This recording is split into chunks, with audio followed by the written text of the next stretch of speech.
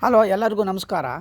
ಕರ್ನಾಟಕ ರಾಜ್ಯ ಹಿಂದುಳಿದ ವರ್ಗಗಳ ಆಯೋಗ ಸಾಮಾಜಿಕ ಆರ್ಥಿಕ ಸ್ಥಿತಿಗತಿ ತಿಳಿಯಲು ಸಮೀಕ್ಷೆ 22/9/2025 ಪ್ರಾರಂಭ ಮಾಡಿದೆ. ಇದು ಮೀಸಲಾತಿ ನೀಡುವ ಸಮೀಕ್ಷೆ ಅಲ್ಲ. ಯಾರೂ ಕೂಡ ಇದರ ಬಗ್ಗೆ ವಿಚಲಿತರಾಗುವ ಅಗತ್ಯವಿಲ್ಲ. ಈ ಸಮೀಕ್ಷೆಯಲ್ಲಿ 60 ವಿಷಯಗಳಿರ್ತದೆ. ಅದರಲ್ಲಿ ಕಾಲಮ್ 8 ಧರ್ಮ.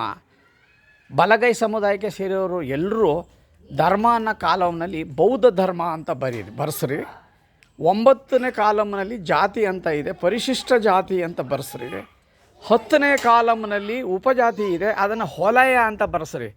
ಹೊಲೆಯ ಅಲ್ಲ, ಬಹಳಷ್ಟು ಜನ ಹೊಲೆಯ ಅಂತ ಬರ್ಸ್ತಾ ಇದ್ದಾರೆ. ಹೊಲೆ ಅಂತ ಹೇಳಿದ್ರೆ ಕಕ್ಕಸ್ಸು ಅಂತ ಅರ್ಥ ಕೊಡುತ್ತೆ, ಹೊಲಸು ಅನ್ನೋ ಅರ್ಥ ಕೊಡ್ತದೆ. ನಾವು ಹೊಲಸಿನವರಲ್ಲ.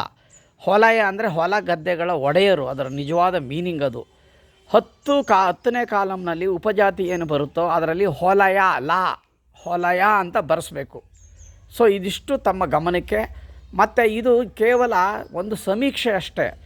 ನಮ್ಮ ಬಲಗೈ ಸಮುದಾಯದವರು ಎಷ್ಟು ಜನ ಇದ್ದಾರೆ ಅಂತ ನಾವು ತಿಳಿದುಕೊಂಡ್ರೆ ಅದರ ಆಧಾರದ ಮೇಲೆ ನಮಗೆ ಕರ್ನಾಟಕ ರಾಜ್ಯ ಸರ್ಕಾರದ ಸವಲತ್ತುಗಳನ್ನು ನಾವು ಕ್ಲೈಮ್ ಮಾಡಬಹುದಾಗಿದೆ.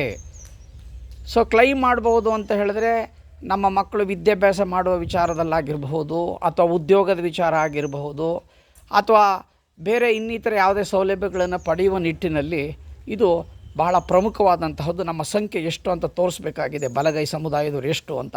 ದಯಮಾಡಿ ಇದು ಎಲ್ಲರೂ ಉಪಜಾತಿ 10ನೇ ಕಾಲಮ್ನಲ್ಲಿ ಹೊಲೆಯ ಅಂತ ಬರೆಸ್ರಿ, ಜಾತಿ ಪರಿಶಿಷ್ಟ ಜಾತಿ ಅಂತ ಬರೆಸ್ರಿ, ಧರ್ಮ ಬೌದ್ಧ ಧರ್ಮ ಅಂತ ಬರೆಸ್ರಿ.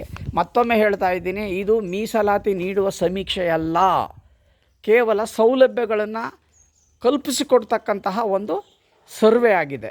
ಇದಿಷ್ಟು ತಮ್ಮ ಗಮನಕ್ಕೆ. ನಮಸ್ಕಾರ. Thank you.